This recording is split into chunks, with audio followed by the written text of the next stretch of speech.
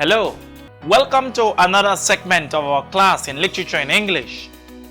In this segment, we are going to be looking at wholly the analysis of another African novel, and that is Lonely Days by Bayo Adebowale.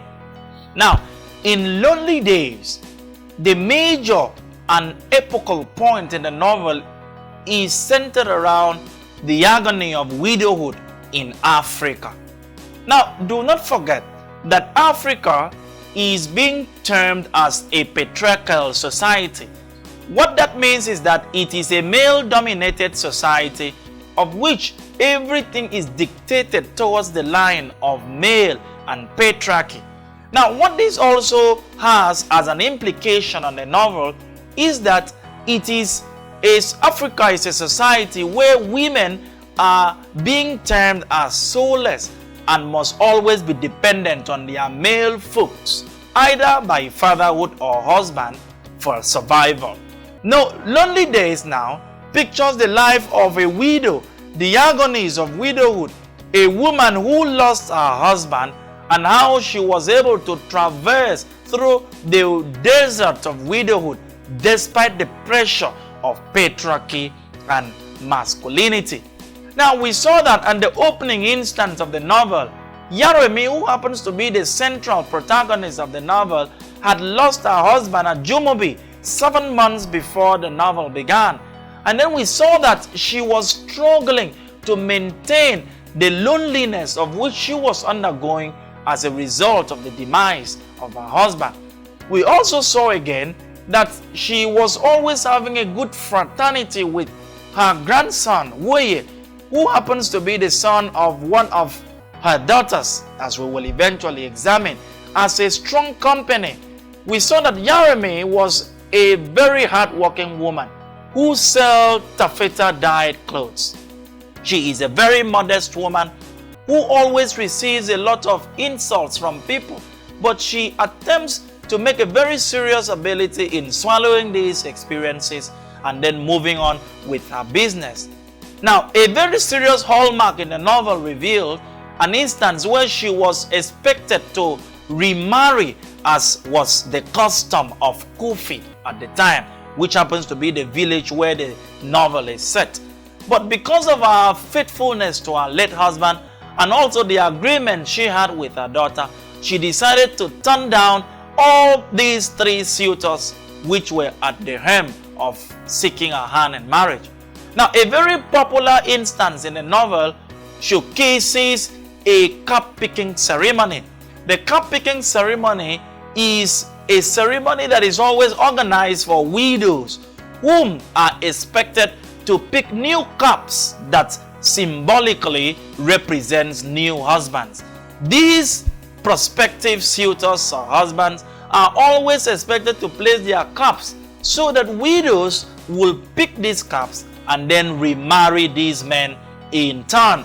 But we saw that at this very popular ceremony, which was organized 10 years before the novel, Yaremi walked past the three cups, denying and rejecting the proposals of these three prospective husbands, her suitors.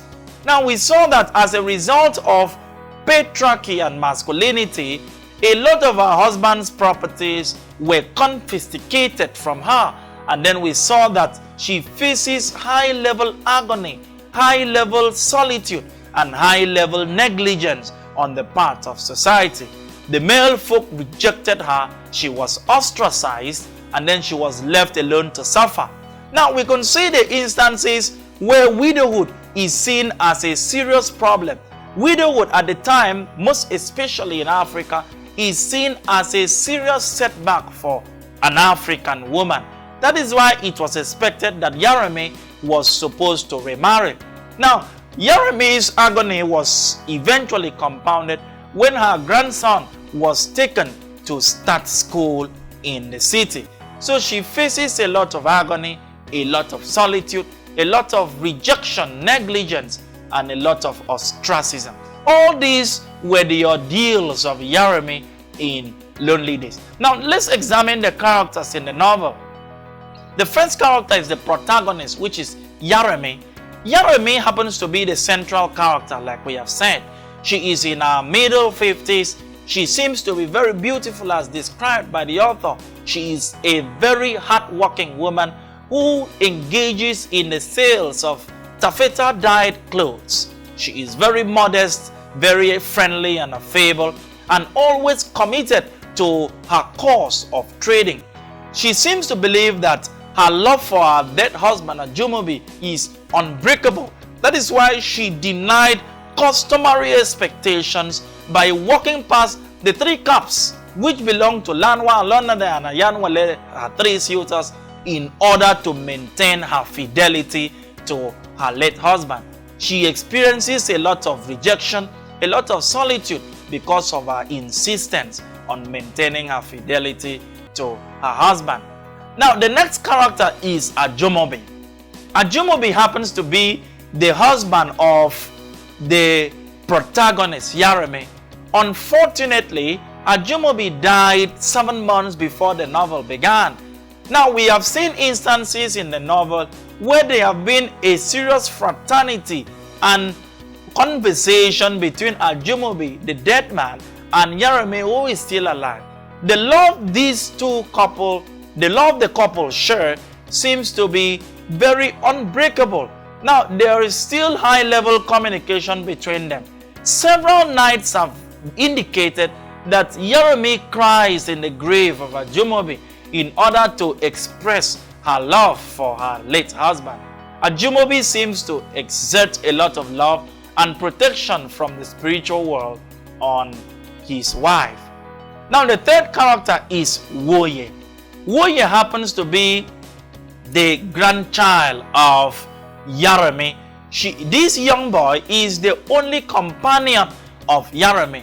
Every of Yaremi's children, that is Alani and her daughter had all left the city or the village, and they live in the city. Alani in particular lives in Ibadan, where he practices carpentry and furniture making, neglecting the activities in the village. So Woye seems to be the only companion, and we have seen an instance in the novel where Woye fell sick, and this was of a very great disturbance to Yaremi. They sing together, they tell stories together, but the solitude of Yaremi was compounded profusely when we saw Woye being taken away in order to begin his Western education. Now, the next character is Lanwa. Lanwa happens to be one of the suitors of Yaremi, and we saw clearly that Yaremi had not accepted his proposal. Lanwa happens to be a farmer, clearly, who had promised Yaremi that if she accepts his proposal, they will not lack anything to eat at home. Yaremi happened not to accept this proposal. In the cap presentation, we saw that Lanwa is the owner of the Gobi cap, Now, the next character is Olanade. Olanade is also another character who happens to be one of Yaremi's suitors. Olanade is the owner of the Lakabanda cap, and we saw that he is a wood carver by profession, and then he boasts of making Yaremi a mother of twins if she accepts his proposal. Now, the next character is Ayanwale. Ayanwale is a drummer, and he happens to be the owner of the beige cap. Now, we saw that these 3 suitors were making different manifestos, I must say, on Yaremi, and of which they owned different caps which was presented on the table on the cap picking ceremony. Unfortunately for neither of them, none of them was selected or accepted by Yaremi, and all this was to the serious disadvantage of the widow. Now, let's try to look at, most importantly, the themes in the novel. The themes. Now, the first theme, as we are going to see in the novel, is the agony of widowhood. Now, throughout the novel, we have seen that the widow, Yaremi, had gone through a lot of agony. In fact, the agony of the widow began when she lost her husband.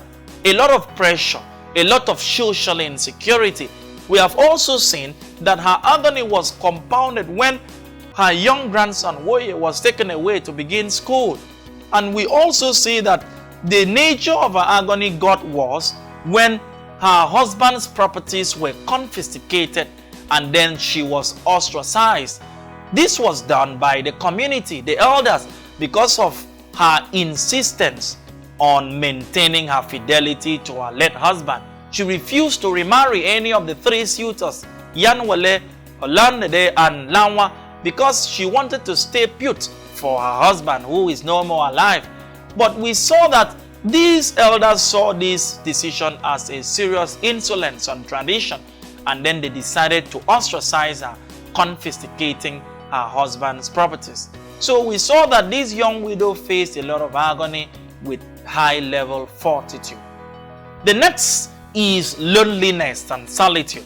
Several cases in the novel reveal that the young widow, Yareme, was always lonely and was always alone too.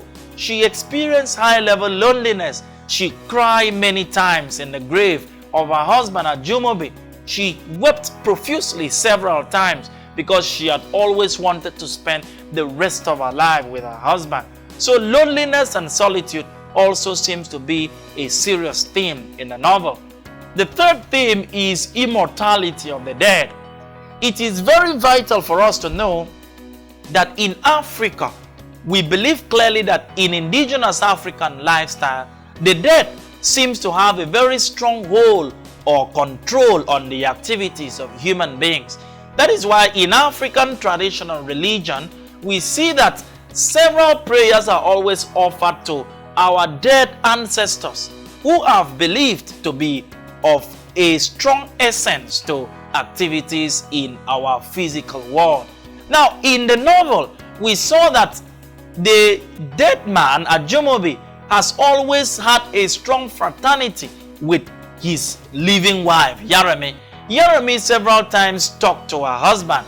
She tends his grave. We also see clearly that several instances abound where the dead woman or the dead man had always been talking. There have been this serious commune between Ajumobi and Yareme. Yareme also pleads for his protection. She pleads for her husband's protection in this part of the world. And all these clearly show that Africans believe that life is cyclical and not in a linear form.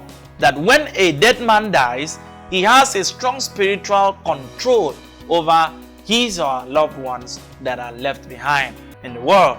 The next theme is the theme of dignity of labor.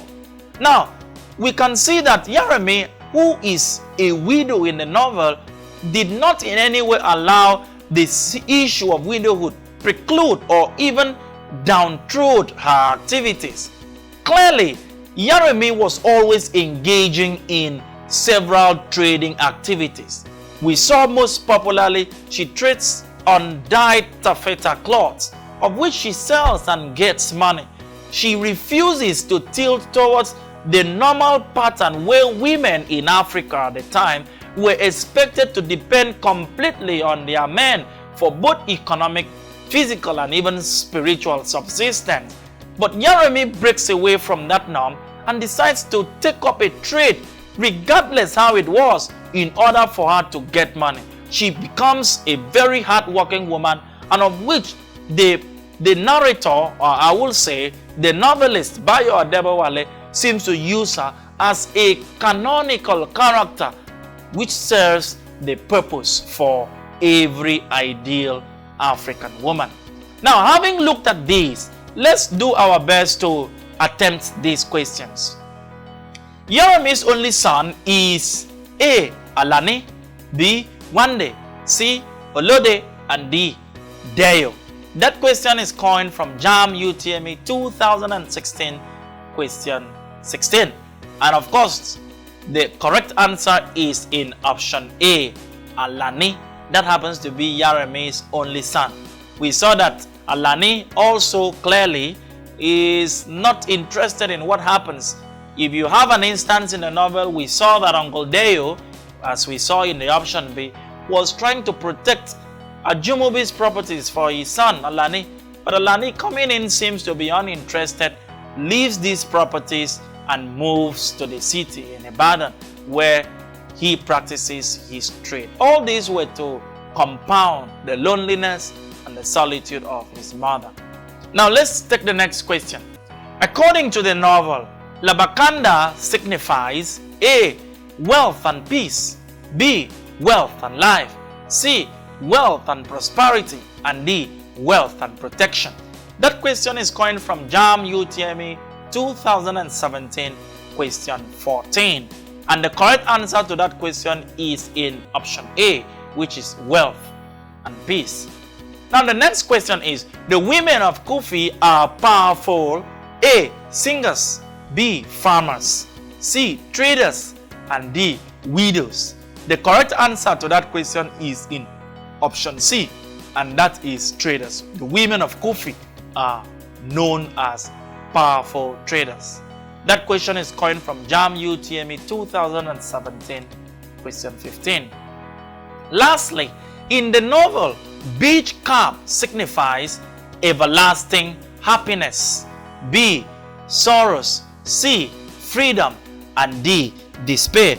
Clearly you can see that the beach cap was a property of Adebowale, who happens to be one of the suitors. And then the correct answer to that question is contained in option A, happiness. Beach cap signifies happiness, and that was the proposal of the owner of that cap, Adebowale. Now, thank you very much for watching, and I want you to stay put as we treat our next video. I'm happy to host you. Have a wonderful time.